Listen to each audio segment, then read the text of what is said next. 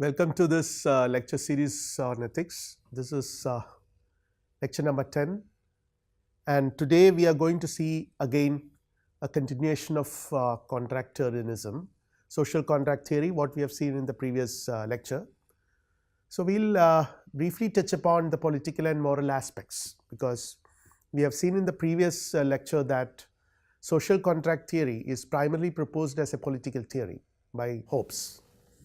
But then again no political theory probably can stand in isolation from a moral theory. It has got very strong moral implications, and contractarian theory is not an exception to this. So, in that way they are very closely, the political and the moral aspects are very closely linked. But then when you try to develop a moral theory on the basis of a contract is basically a kind of an agreement between two parties or two and more parties. So, when you try to understand morality in terms of an agreement, there are certain difficulties or there are certain very interesting facts about it. So, we will try to throw a little light upon these aspects as well, and in this context we will also very briefly discuss the prisoner's dilemma in order to bring out the threat of rational self-interest. Because when you try to develop a moral theory based on contract, there are certain issues like what is the purpose of developing such a theory. And we have seen that the purpose of developing such a theory, as far as Hobbes is concerned, Hobbes starts with the idea that there is a natural state, there is a state of nature, and the state of nature is where every human being is assumed to be pursuing self-interest. So, if that is the state of affair, then according to Hobbes, then we have to actually come up with an agreement with each other, with a kind of a contract with each other, that we will not harm others, we will cooperate with others, so that we can create a civil society, a society where every individual can legitimately pursue his self-interest without harming other people. So, it is a kind of a compromise, and which makes all morality conventional and all morality a matter of contract and agreement, and also to some extent a kind of a bargain, a kind of negotiation.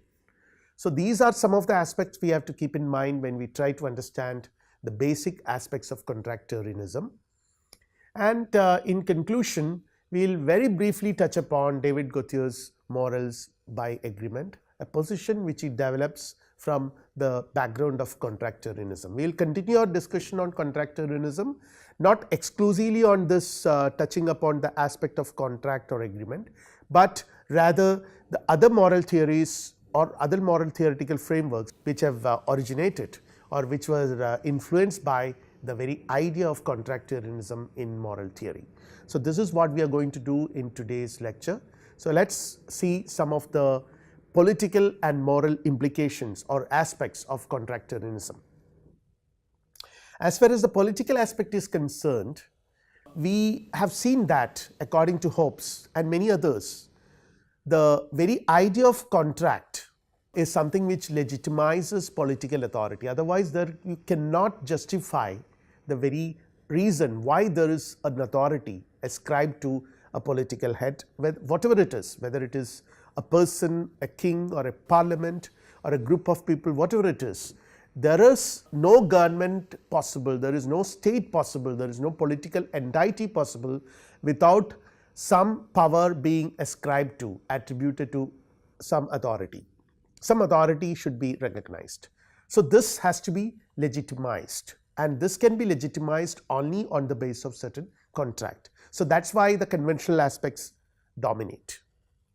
But on the other hand, when we talk about the moral aspects, what dominates is it describes the origin or legitimate content of moral norms. So, when we focus on contractarianism as a moral theory, this is what we have to focus, the content of moral norms. Again, for the political aspect, citizens will obey the laws of the state in exchange for the security, comfort, and prosperity that the state affords them. So, this is something which the collective authority can ensure the individual, otherwise the individual in its natural state, in the state of nature, is highly insecure, and it is a state of perpetual mistrust where anything can happen, which is very difficult for any individual to live in such a situation. But now, in exchange of the kind of authority which is ascribed to the political power, what the individual expects is security, comfort and prosperity, which only a state can provide. And on the other hand, normative force of moral norms are justified in the light of mutually binding contracts. See, again, the contractarianism as a moral theory would explain morality in terms of contract, nothing but only in terms of contract. Now, let us try to see very broadly how this can be divided, how social contract theory can be divided. This is only one way of understanding the distinction. There are several other ways. See, there are a group of people who can be termed as contractarians or contractarianism, and there is another group where they would describe themselves as contractualism or contractualist.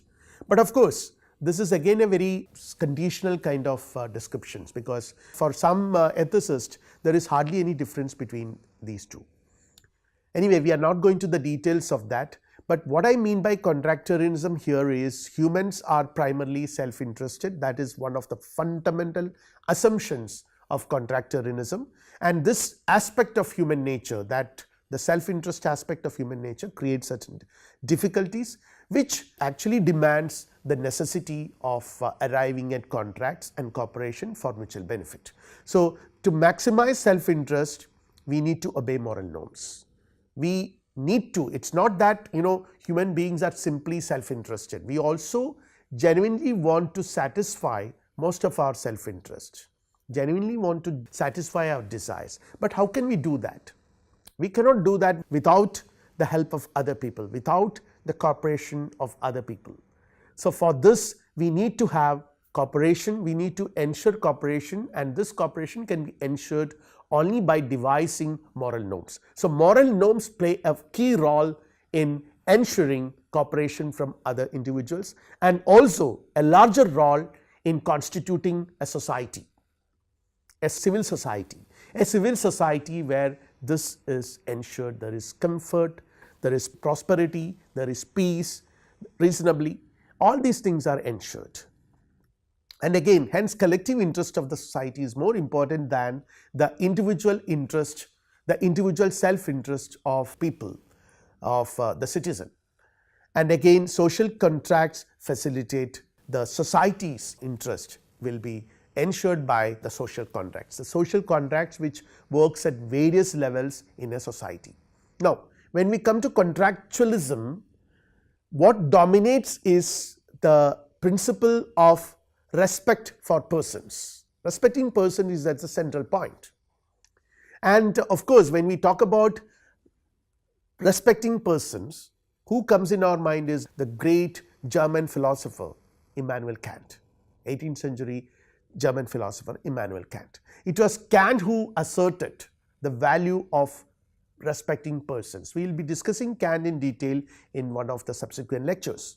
So, what is important in Kantian philosophy is that Kant asserts that every individual needs to be treated as an end in himself or herself and not as a means for some other end. So, every individual is valuable, every individual is a person, an agent, a rational agent who can take decisions, who can make choices of his own, and so on.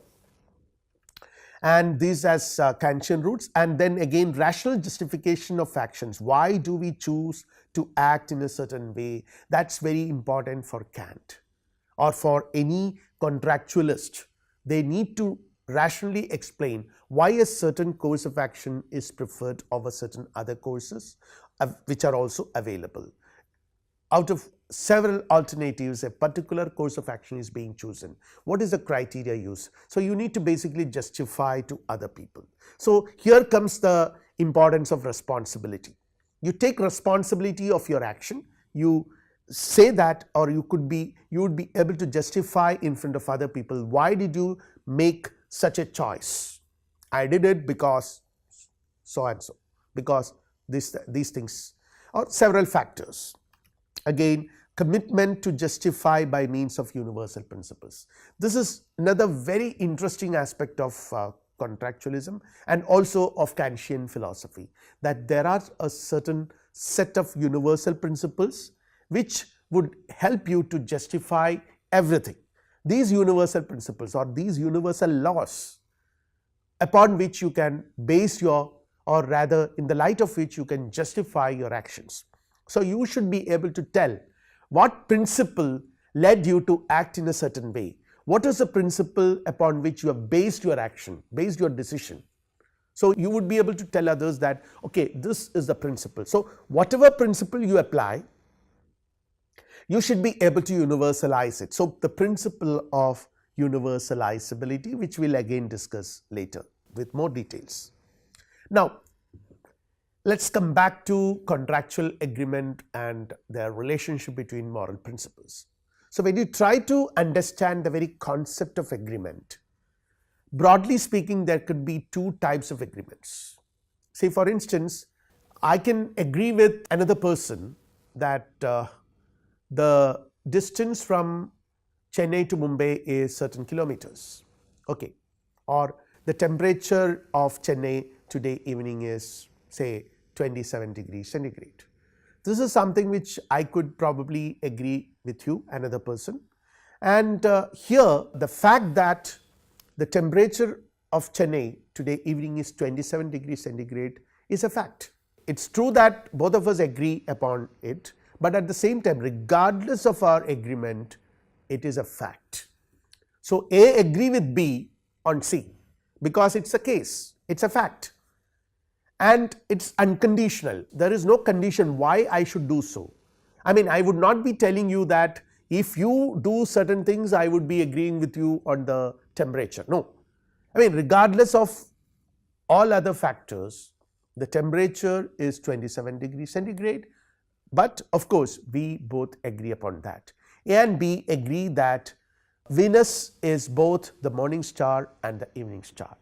The classical example described by philosophers. Venus is the morning star and Venus is the evening star. It is both.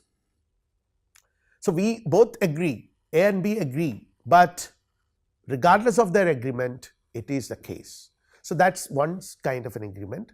The other kind of an agreement is A agrees with B or C for certain practical reasons. So, there are certain conditions. See, for example, A agrees to pay B rupees 1000 for his services. You do this for me, I will pay you some amount. You repair my computer, I will pay you 2000 rupees.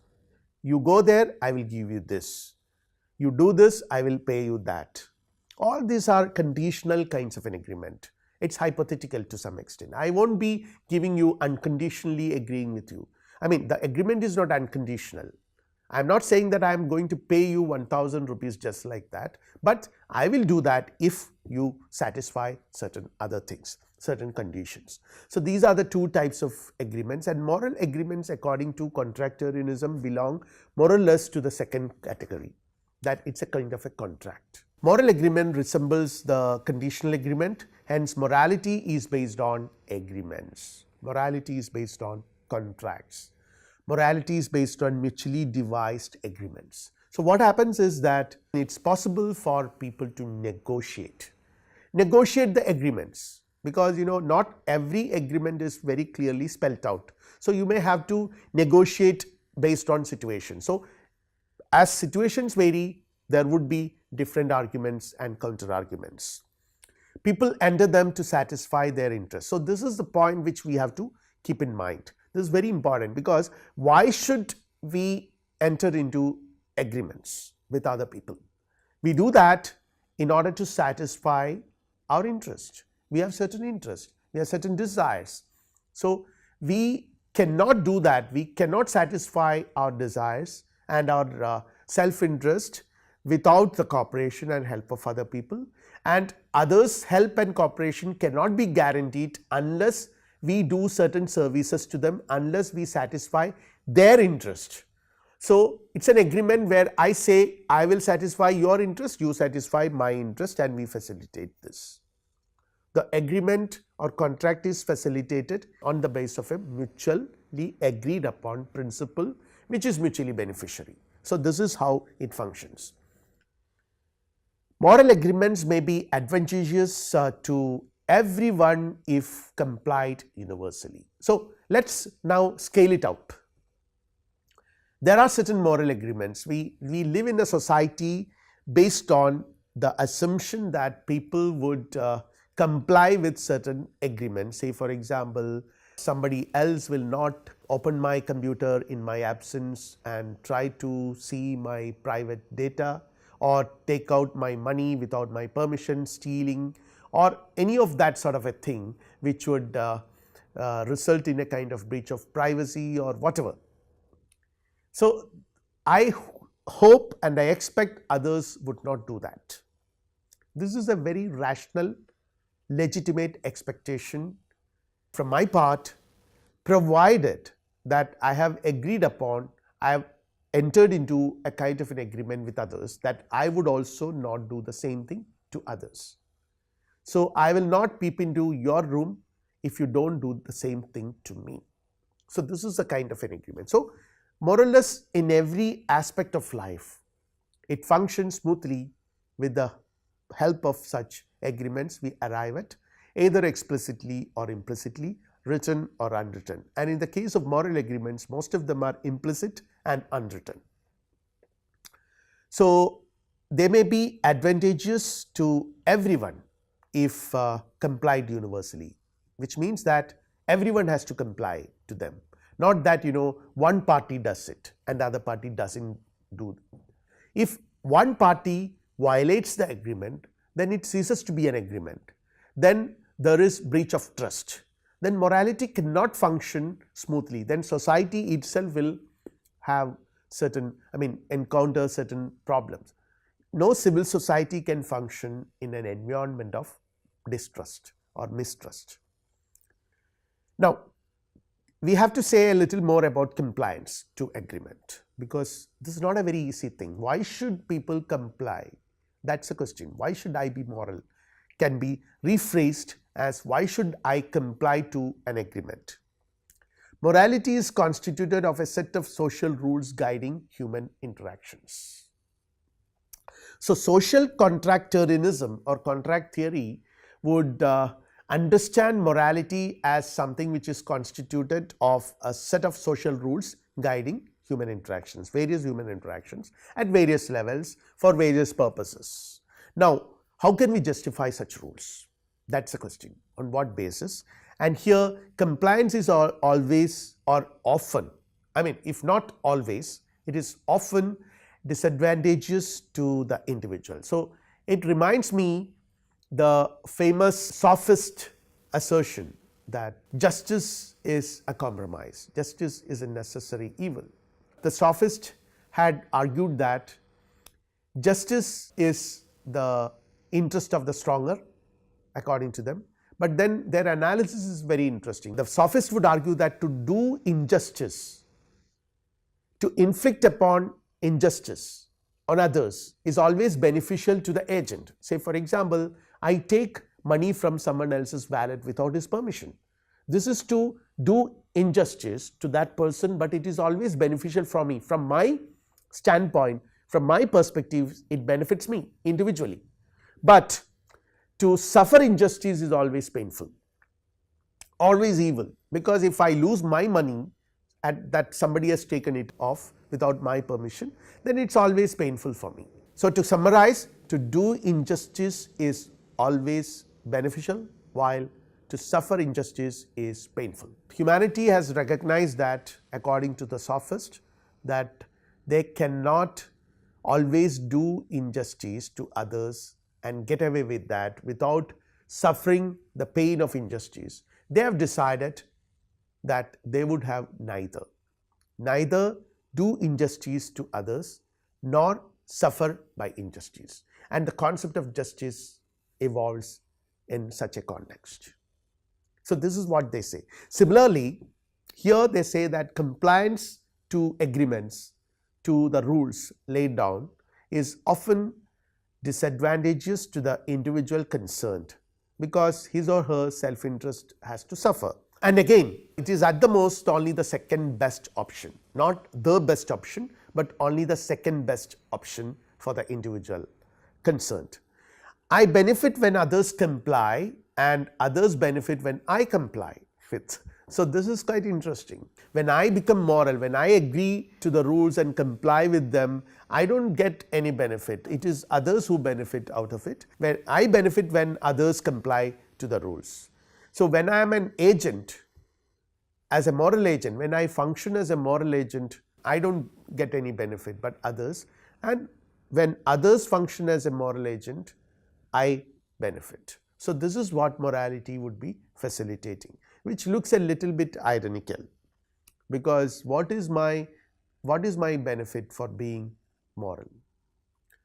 Now, here let us discuss the interesting prisoner's dilemma, which is being widely discussed by game theorists while discussing the rational behavior of human beings. It is a situation in which two people have two options whose outcome depends on the choice made by the other. So, in very simple terms, I am trying to describe prisoner's dilemma in extremely simple terms, so that we will understand its relevance in understanding our the very idea of contractarianism and its some of the difficulties it raises as a moral theory. It exposes the conflict between individual and group rationality. There is something called group rationality, which which says that the group, there is something called the common good, and for the sake of the common good, the individual may have to sometimes sacrifice his individual interest. So, how can you justify this? So, let us see the prisoner's dilemma a little closely. The two prisoners, two of them were caught by the police, which is the police is interrogating a crime, and they want to know whether these two prisoners have committed the crime. They were caught, A and B, and both were kept in separate cells, and there is no means they can interact with each other. So, the police go to them and tell them independently these things. They were given three options. The option number one, if A and B both confess to the crime, they each serve 2 years in jail. So, this is the first option. Let us deal with the best or third best, all these things a little later. Let us concentrate on the option number one, if A and B both confess to the crime, they each serve 2 years in jail. And option 2, if A denies the crime, but B confesses, B will be free. So, B is confessing, so he will be set free, while A has to serve 4 years in prison, and vice versa. If B denies and A confesses, A will be set free and B has to serve 4 years in prison. And now the third one is, if A and B both deny the crime, they each serve 1 year in jail. So, these are the three options. So, out of these three, we could see that the best in general is the third option, because they both have to deny and both will get only 1 year in jail. But now what happens is that each of them would suspect the other person. They never know, there is no way to contact the other person and have some communication.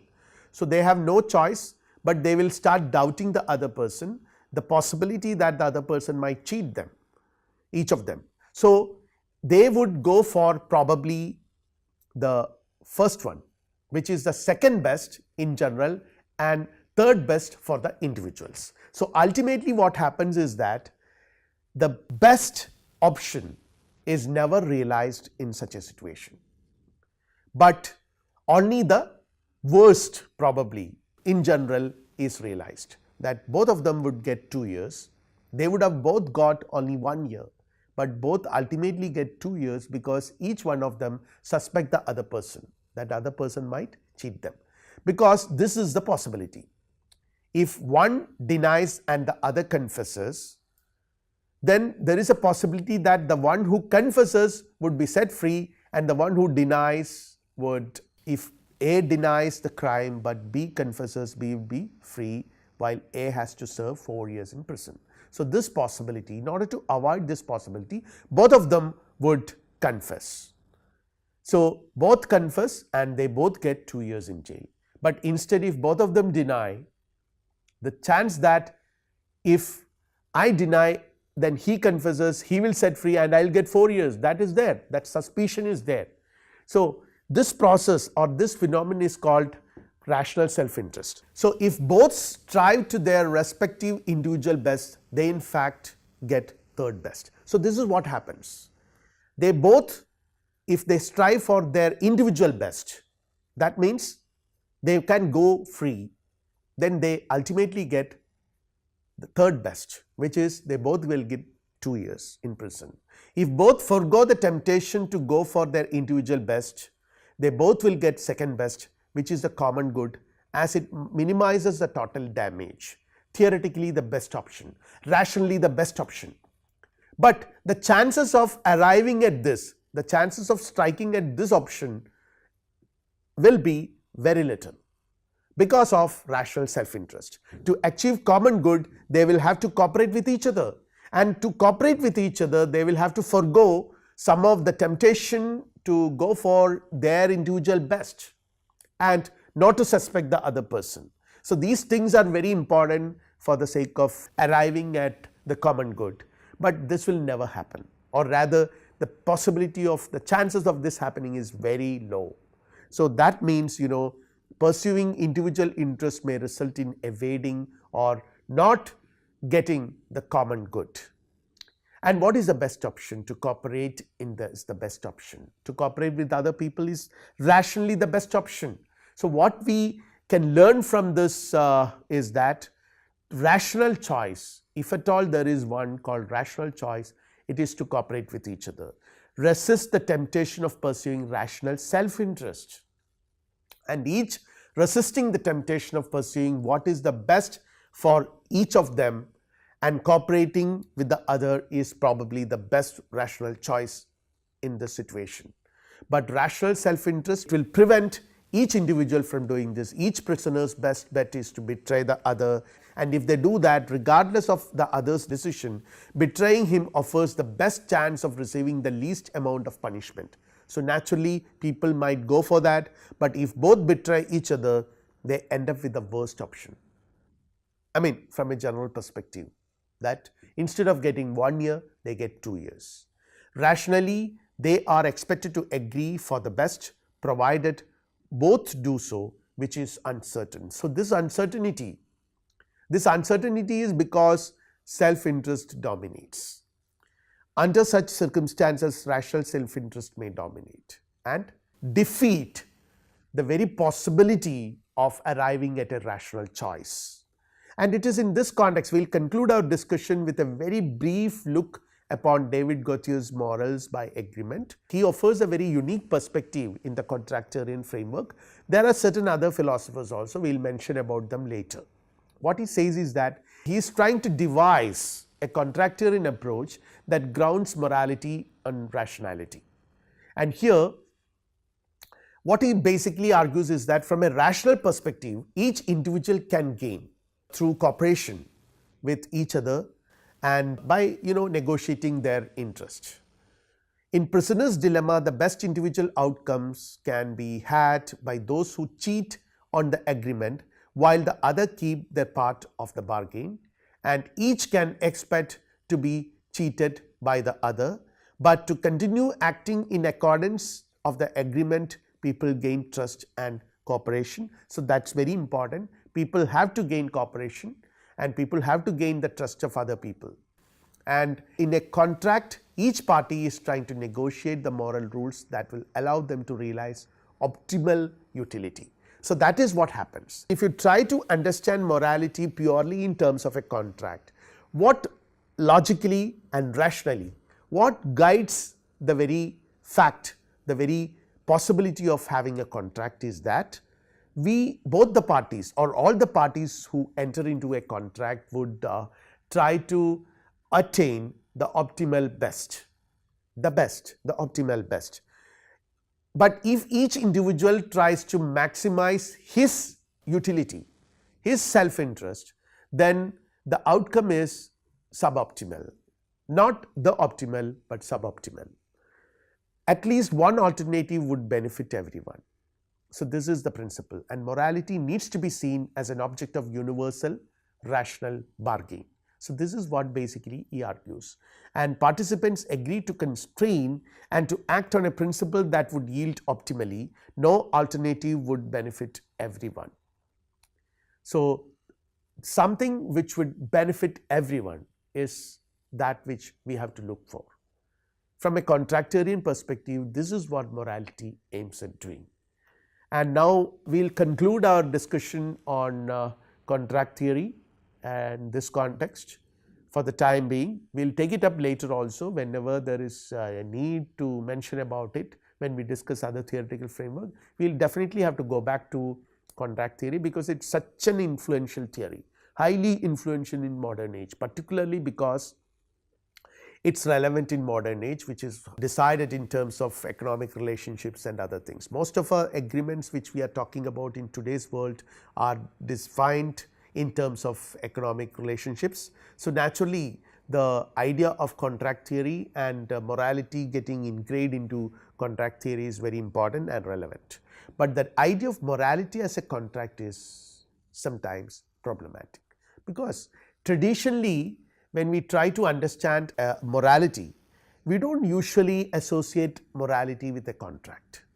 That is a little problematic sometimes. But again, it is also necessary that we should keep in mind that sometimes we may have to give up our traditional assumptions and notions, because this is against our common moral assumptions that morality should not be based on contract. Of course, we have seen eudaimonism, which has nothing to do with the idea of contract. Okay, there people, and we also have mentioned about the Swabhava theory, which the ancient Indian tradition developed, where contract hardly plays any role at all. See, for instance, if you take the example of the Pandavas, what role does contract have? The relationship between the 5 brothers have nothing to do with contract. Whatever Yudhishthira says, all the 4 brothers used to obey unconditionally, though they are not very happy with his decisions. Quite often they are not very happy with this decision, but they obeyed him unconditionally and they hardly questioned him. Why? Because they thought that that is the dharma. So, dharma, the dharmic approaches do not believe in contract, and many other approaches even in the West. So, we will continue our discussions on these interesting ethical frameworks with more lectures to come, and for the time being we will wind up. Thank you.